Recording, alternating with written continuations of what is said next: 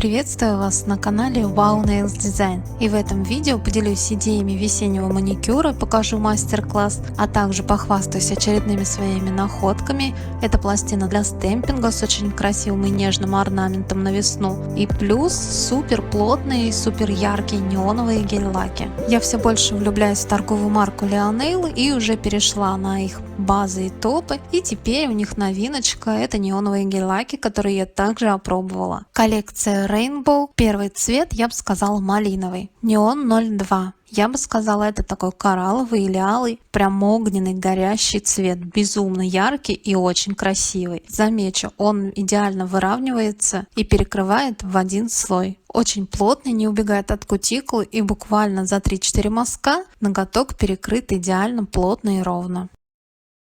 Неон 03. Я бы сказала, слегка высветленная фуксия с неоновой такой ноткой. Этот гель-лак не так супер быстро и хорошо выравнивается, как предыдущие два. Мне пришлось немножко довыравнивать его тонкой кисточкой, но так же, как и предыдущие, в принципе, вся эта линейка перекрывает в один слой. Цвет очень красивый, однозначно ходовой, по опыту знаю, клиентки его очень любят. Неон 04. Реально чисто желтый, яркий неоновый цвет. В этот желтый я однозначно влюбилась, без какой-либо подложки, ложится идеально, ровно и плотно в один слой. Вот у меня еще не было такого неонового желтого, чтобы он был яркий, без всякой белой подложки, как этот. Неон 05, конечно же, ярко-зеленый. Безумно красивый цвет, очень плотный и отлично выравнивается. Замечу, типсы абсолютно прозрачные, ноготок в 3-4 мазка плотно и ровно перекрыт.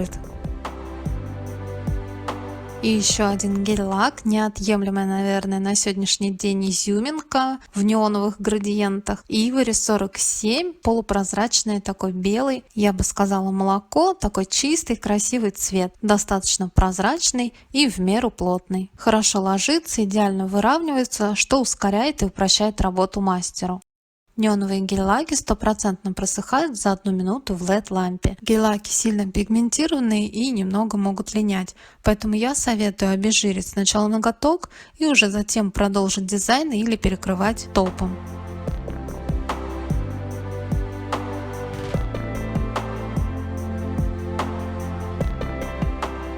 Итак, приступим. И первый градиент от кутикулы и чуть меньше, чем наполовину ноготка, наношу коралловый или алый неон. И на оставшуюся часть наношу неоновый желтый. Нанесла плотным слоем и кистью гребешок до градиента разметающими движениями из стороны в сторону перемешиваю между собой эти цвета. Периодически кисть обтираю влажную салфетку по мере того, как собирается много гель-лак на ней. И чтобы довести градиент до идеала, прохожусь вот такими вот стягивающими движениями, как бы штрихами, стягивая друг на друга цвета.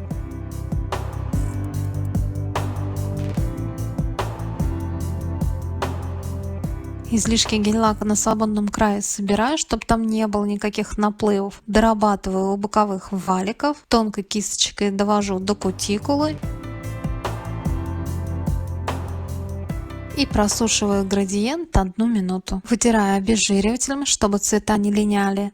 И теперь полупрозрачным белым, это может быть и камуфлирующая база молоко. У меня это Ivory 47. Сначала прокрашиваю весь ноготок тонким слоем, а затем кистью из флакона наставляю капли по центру ноготка и распределяю ее по периметру. Как правило, такие гель-лаки полупрозрачные либо базы легко достаточно выравниваются, распределяются. Если необходимо, добавлю объема еще капли по центру, тонкой кистью дорабатываю, выравниваю по периметру, переворачиваю ноготок, чтобы он не был пирожком. Если меня все устраивает, ставлю сушиться в лампу на 30 секунд.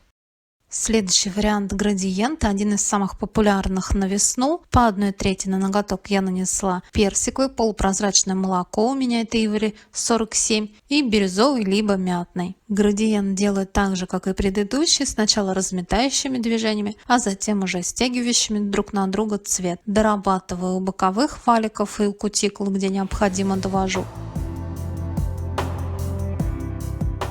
И снимаю излишки со свободного края. Гель-лаки очень плотные, и градиент получился в один слой на совершенно прозрачной типсе.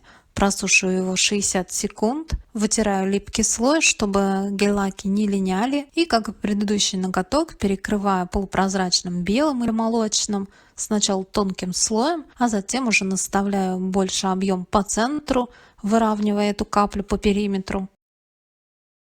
Смотрю, достаточно ли мне объема выбеленного этого центра. Если нет, добавляю еще каплю полупрозрачного белого и тонкой кистью дорабатываю по периметру, выравниваю. Переворачиваю ноготок, чтобы белый стек по центру, а не расплылся затеками в бока. Просушиваю 30 секунд. Еще один очень красивый вариант градиента: на треть ноготка ярко-фиолетовый, четверть йогуртовый сиреневый, еще четверть мятный йогуртовый и бирюзовый на свободном крае. Градиент получается в один слой, идеальный. Гель-лаки очень плотные, и наношу я их достаточно густым слоем. Дорабатываю у боковых валиков и у кутикулы.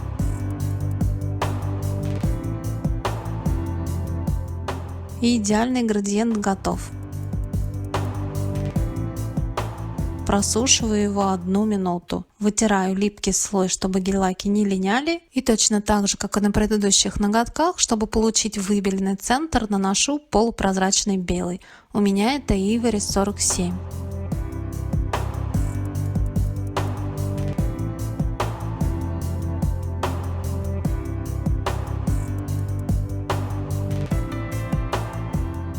Просушиваю 30 секунд. Еще один яркий вариант градиента: на треть ноготка у меня коралловый или алый, неон, йогуртовый сиреневый на большую часть и на свободном крае ярко-фиолетовый. И повторяю все манипуляции, как на предыдущих ноготках. Кистью гребешок, сначала разметающими движениями, а затем стягивающими.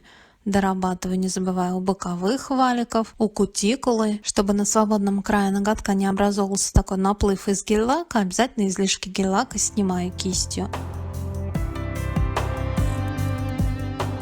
Просушиваю 1 минуту, вытираю липкий слой, чтобы гель-лаки не линяли. И, как и предыдущие ноготки, делаю выбеленный центр.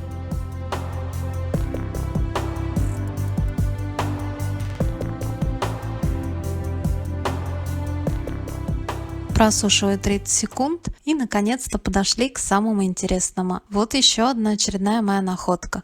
Пластина от Bon Priti. Заказывала ее на AliExpress. Шла она, как всегда, не меньше месяца. Пластина действительно стоящая, очень красивый нежный узор и орнамент, хорошая гравировка, отлично все отпечатывается. Использовать буду вот такой вот штампик прямоугольный, им очень удобно. Он дешевый, копеечный. В качестве скребка-скрапера я советую использовать обычную пластиковую карту, она будет поровнее и поплотнее. Остатки лака или краски для стемпинга на штампе буду убирать вот таким липким роликом для очистки одежды. Пластину буду вытирать салфетками, смоченной в жидкости, содержащей ацетон. У меня это жидкость для растворения гель-лака. Итак, поехали. Использовать буду черный лак для стемпинга. В работе с лаками важна четкость и скорость. Провела мазок, распределила по пластине скребком, перекатывая, отпечатала орнамент на штамп и со штампа сразу же на ноготок. Некоторые места на ноготке мне показались пустоватыми, и я допечатаю фрагменты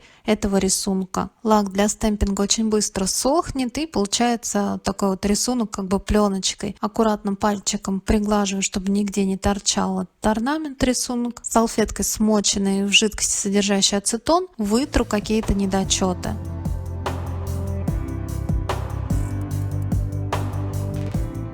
Очищаю штамп роликом для очистки одежды и салфеткой, смоченной в ацетон содержащей жидкости, вытираю пластину.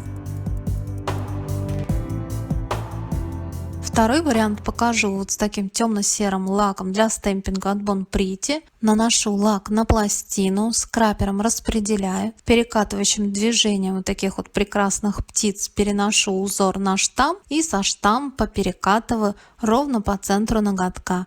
Приглаживаю, чтобы орнамент нигде не торчал. Очень мне понравился этот орнамент нежный. Эти птички, мелкие веточки. Особенно актуально на весну, ну и на лето тоже. Задумка именно такая, что орнамент этот должен быть только по центру, либо каким-то фрагментом или кусочком. Следующий вариант тоже интересный. Отпечатываю черный лак, перекатывающим движением переношу на ноготок. В некоторых местах остались небольшие пустоты. Я допечатываю эти фрагменты, приглаживаю пальчиком, чтобы ничего не торчало. Лак для стемпинга сохнет несколько секунд, и черный орнамент уже высох. Я решила отпечатать стрекозку уже белым лаком, перекатывающим движением перенесла на штамп и отпечатала на ноготок. И также добавлю орнамент растений, тоже в белом цвете, и отпечатываю уже поверх черного орнамента.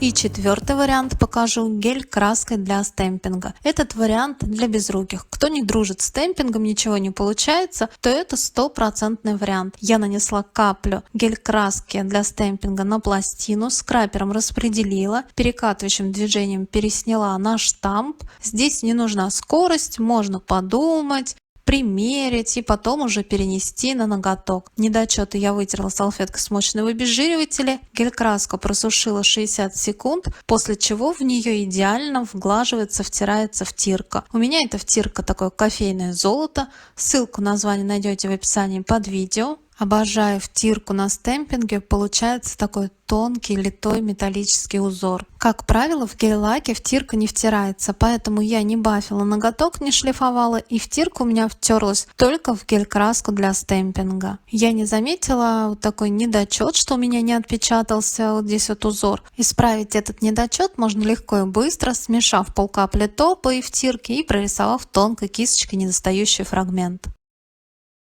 По очереди теперь буду перекрывать ноготки топами. Первый ноготок я решила перекрыть матовым топом с крупными золотыми блестками. Перекрыла слегка выравнивающим слоем и просушила 1 минуту. Следующий ноготок с птичками я решила перекрыть обычным матовым топом с эффектом вельвет от Leo Nail. Он хорошо выравнивается, идеально ложится. Просушила также 60 секунд. Два следующих ноготка решила перекрыть глянцевым топом без липкого слоя.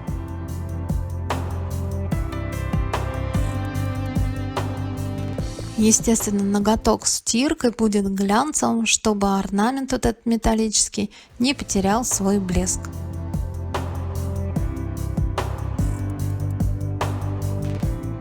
Хорошо просушив топ, беру белую гель-пасту, у меня это Эми, ссылки на название найдете в описании под видео, кисть лепесток 2-3 мм шириной, прохожусь по кончикам веточек, наставляю мелкие такие мазки, и таким образом получается как бы бутоны или цветочки. Сам ноготок замшевый, матовый, а вот эти цветы получаются слегка выпуклыми. Цепляться они не будут, все достаточно плоское, все очень быстро, просто и очень эффектно. Просушиваю 30 секунд. Чтобы подкрасить эту гель-пасту в розовый цвет, я поставила полкапли неонового розового и смешала белую пасту с этим неоново-розовым. У меня получилась бледно-розовая паста.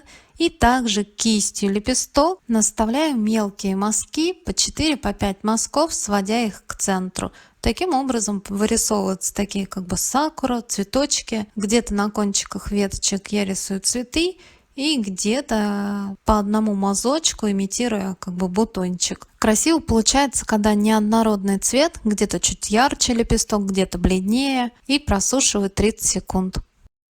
Ноготок с стиркой с металлическим этим орнаментом в принципе можно оставить и уже в таком виде, он безумно красивый уже. Но я покажу, что это получится, если наставить вот прям бутончики такие белые. Много здесь не надо, 4-5 поместится бутонов, чтобы не перегрузить весь этот рисунок орнамента.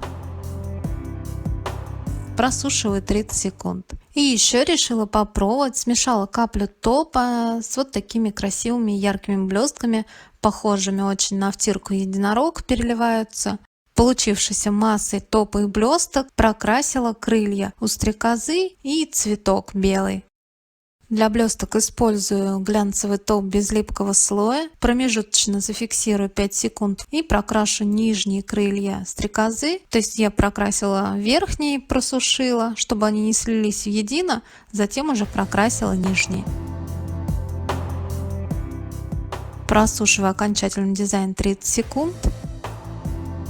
и небольшая подборочка весеннего дизайна готова. Градиент с выбеленным центром, неоны сегодня очень актуальны и набирают популярность. В этой подборке я показала 4 наиболее популярных и востребованных у клиенток сочетания градиента. И напоследок продемонстрирую, с чем же можно сочетать эти принты. Как с стиркой, так и с градиентами, также с выбеленным цветом, с сухоцветами, с градиентом и мармеладными ноготками, стиркой, жемчужной. Вариантов, как обычно, миллион. Я задала вам идею и надеюсь настроение на творчество. Если это видео вам понравилось или было полезным, не забывайте ставить лайки, мне будет очень приятно. А также подписаться на мой канал, если еще этого не сделали, чтобы не пропустить новые интересные идеи. До новых встреч!